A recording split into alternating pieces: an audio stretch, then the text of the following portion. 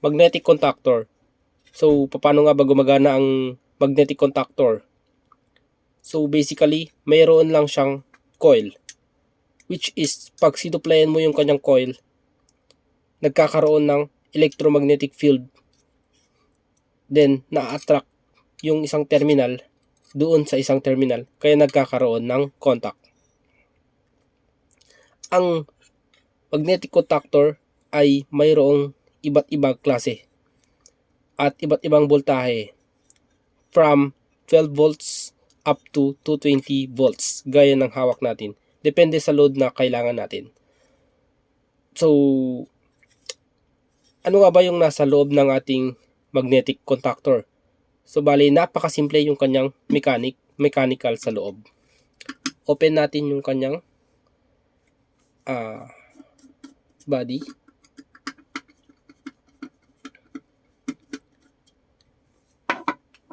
Una nga pala is itetest natin yung ating magnetic contactor is usually normally open.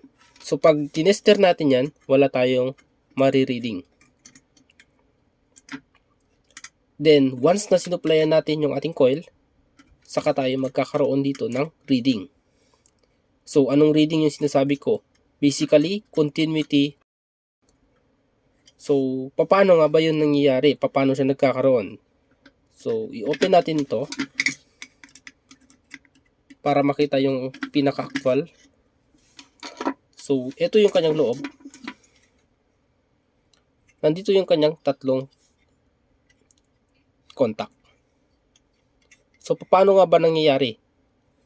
Once na sinuplayan natin yung kanyang coil, once na nagkaroon ito ng 220 volts or 24 volts kung 24 yung design ng ating contactor, once na nagkaroon ito ng supply dito sa may coil, nagkakaroon dito sa loob, nagkakaroon ng magnetic field, which is hihilain niya yung ating armature papunta dito sa electromagnet. Ibababa niya dito sa ating electromagnet. Kaya nagkakaroon siya ng contact yung ating tatlo. So basically, ganito yung nangyayari once na sinuplayan natin ng dalawang coil dito. Bababa yung ating movable contact papunta doon sa stationary contact. Saka siya magkakaroon ng contact dito sa kanyang mga linya. So kung gagamitan natin ng tester, ito yung kanyang original position.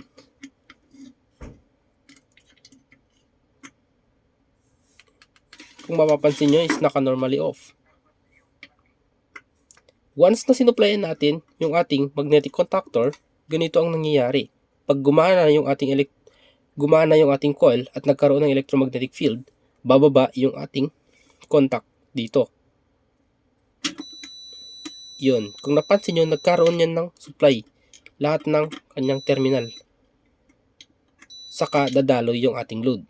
So once na binitawan natin or once na tinanggal natin yung supply dito sa baba, magre-release naman yung ating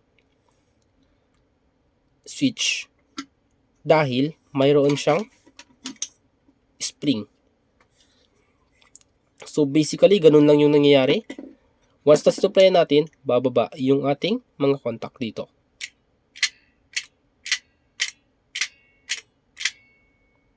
Yun. Ganun lang siya kasimple. Ganun yung mechanics. Kung nag-curious kayo kung ano yung nasa loob ng ating magnetic contactor. Yung magnetic contactor nga pala is ginagamit siya sa mga matataas na load. Like motor and mga matataas na equipment. Ginagamit yung contactor para maiwasan masunog yung ating mga switch. Dahil ang magnetic contactor ay kaya niyang mag-handle ng matataas na mga load. So yun lang and thank you.